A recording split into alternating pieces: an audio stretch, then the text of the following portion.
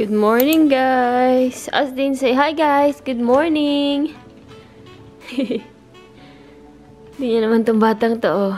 Walang ginawa kundi maglaro ng car. Oh. Aray ko. Wait na, anak. Hi, guys. The car. Ano? The car. Naglalaro daw siya ng car. Beep, beep. Beep, beep. Beep on the car. Linawan mo. Ready? Ready? Set? Go. Go! Ay, no. Kagising lang ni Austin. Kami ni Austin. Ano na, guys, oh. Nagising siya ng mga 9 something, pero ngayon pa lang kami bumangon na dalawa. So, yeah, ngayon pa lang kami nakababa. And tingnan nyo naman, mga kalat niya na naman. Tingnan nyo tong patungan ng ano, oh. Ng mga kaldero. Nasira na niya, oh. Austin, nasira mo na to. Oh, sira na, guys. Magluto ako ng breakfast ni Austin, guys. Gawa ko siya ng apple fritter. Tanggalin ko yung balat ng apple. Ay, nako. Ayan ka na naman dyan, Austin. No, mababasag yan. Well, nandito pala kami kila mama ngayon, guys. Friday today. Eh, nagpunta kami dito kahapon, kagabi. Hinatid kami ni Jade. Tapos dito na kami natulog. Tapos dito ulit kami matutulog mamayang gabi. Si Jade din, dito din siya matutulog. Tapos, uwi kami ng Saturday. Ganun naman yung routine namin, guys. Pupunta kami dito ng weekends. Egg. Tapos flour. Tansya-tansya na lang. Hindi ko na susukatin. Lagyan ko rin ng cinnamon powder.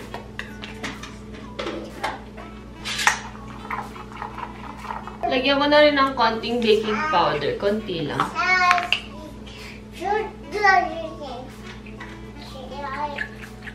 Tsaka konting, wheat flour. Konti lang. Hindi kasi kami nakakapag-vlog dun sa kabilang bahay, guys. Kasi most of the time, yun, pag uuwi kami dun, may pasok si Jade. So, kami lang dalawa ni Austin yung naiiwan sa bahay.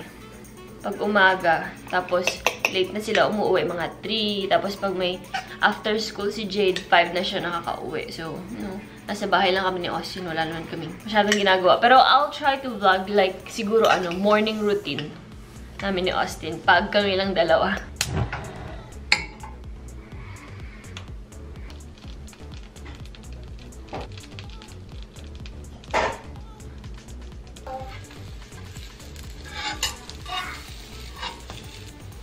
Hey, that's hot, that shit.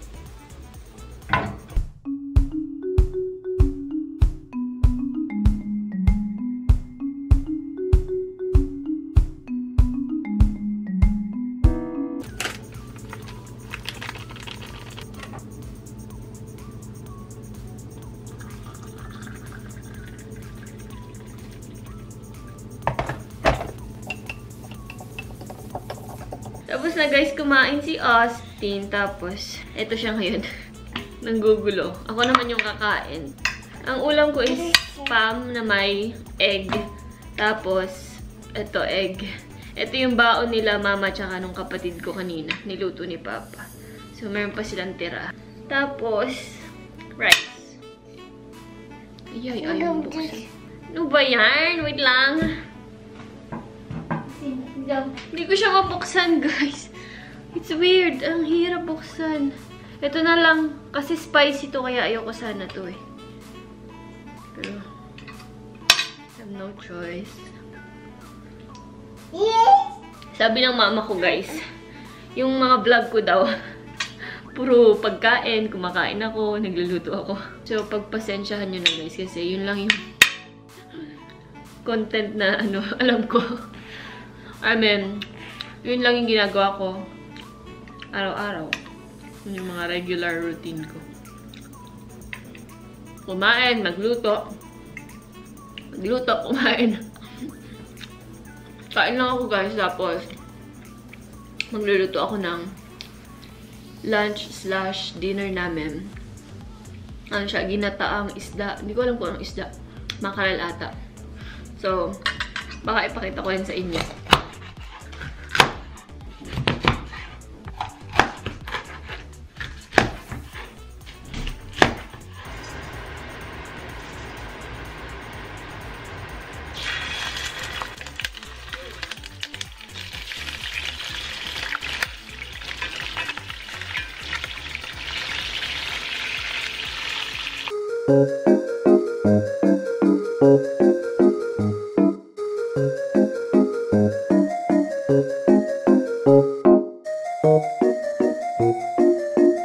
Naiyak siya sa sibuyas. Kasi nakikialam eh. Ayaw bumaba eh. Funny. Hi guys. Hi guys. Hi guys.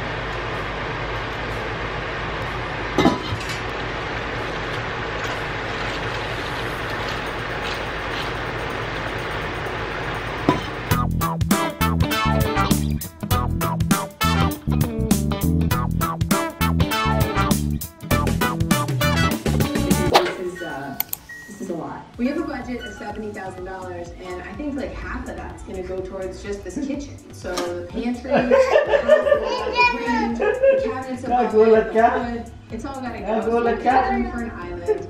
They're going to have a lot of baby stuff. So we need someone to cook. We need a kitchen there. But I really don't know what. It's perfect for a family, especially when we don't have a baby. This kitchen before was a deep. There's foundation issues, so you gotta look around.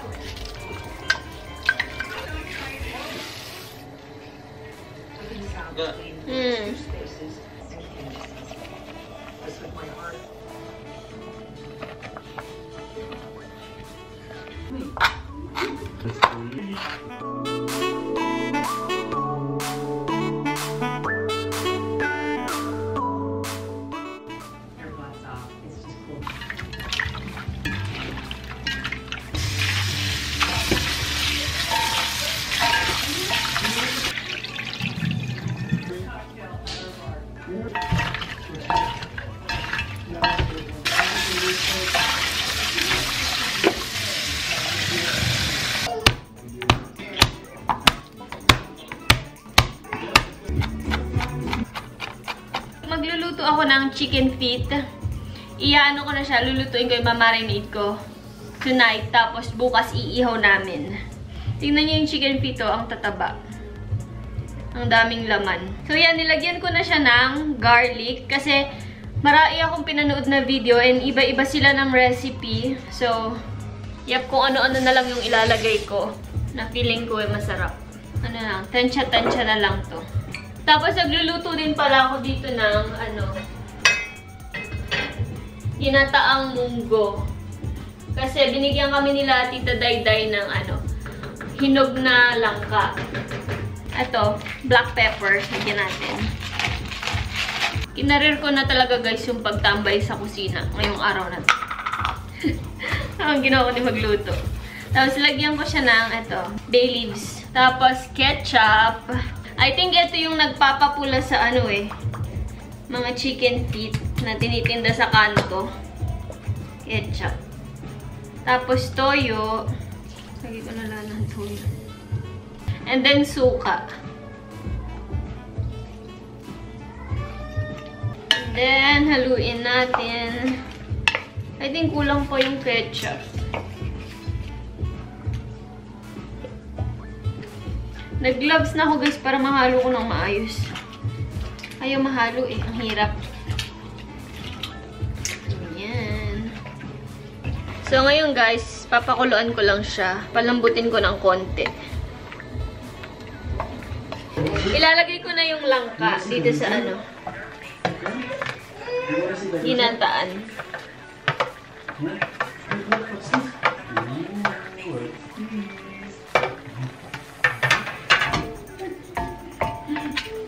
Tingnan nyo, ang tataba! Ang sarap! Kumakain ba kayo ng chicken feet? Comment below, guys. Kumakain kayo. Or hindi. At bakit? Joke. Favorite to ni Jade. Adobo, ganyan, inikaw. Pinilig siya sa chicken feet. Grabe ba? Ang tataba! So, ayan na guys yung paa. Tutuso ko na lang bukas yan. Tapos, ito na yung ginataan. Kain na ako. Sige na.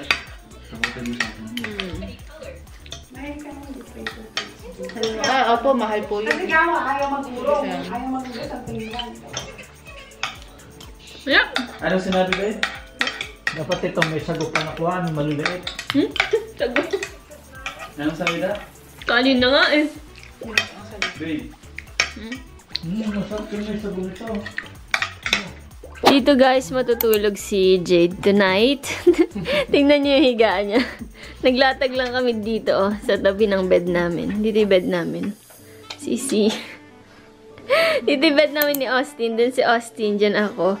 Tapos si Jade dito. Pinagpatong-patong ko na mga comforter. Like, ilang patong to? 1, 2, 3, 4, 5, 6. 6 yan. 6. Okay naman na daw sa kanya yung yung lambot.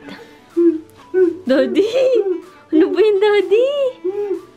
Si Jido? So yeah, dyan siya matutulog. Kasi hindi kami kasya dito. Sumasakit yung likod niya. So dito namin i-end tong video na to guys. Thank you so much for watching. I hope nagustuhan niyo tong video na to kahit puro pagkain. Puro nasa kitchen. So yun lang. Hindi kasi kami makalabas today kasi yun nga. Ang lamig ngayon guys. Ako ba sa weather? Ang lamig. Sobrang lamig ngayon. Windy, ganyan. Weather lang. Yeah. Sana magpa-park sana kami kaso ang lamig ngayon. Sana tomorrow maganda yung weather para makapag-ihaw kami tas makakain sa labas. Yun lang guys. Thank you. Bye!